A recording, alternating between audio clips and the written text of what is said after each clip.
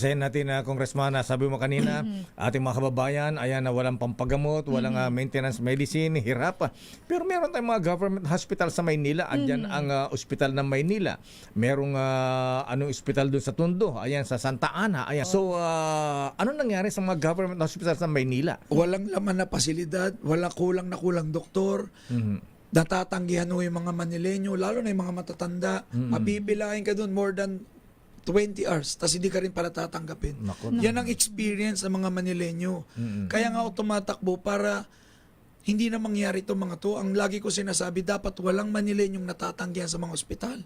Walang laman na gamot ang mga health center namin, Lakay. Wow. Kahit umikot ka, magtanong ka, building lang, papogi lang pero walang laman. Kaya nga sabi ko, pag tayo nabigyan ng pagkakataon, bawat barangay sa Maynila, lalagyan ko ng health center na punong-puno ng gamot at maintenance medicine libre. Ibig sabihin, billion po ang ilalaan kung pondo dyan para sa kalusugan ng mga mamamayan.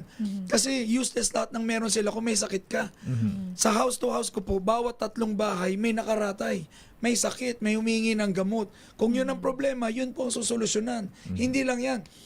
Bawat 3 kanto naman may nakaburol at hulaan mo anong kinamatay.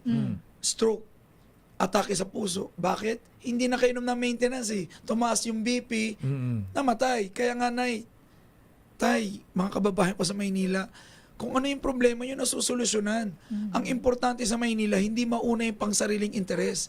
Ginawa ako negosyo ang Maynila, Lakay, kaya dapat mapamunuan to ng isang taong may negosyo na yung hindi pag-iinteresan yung pera ng Manileño.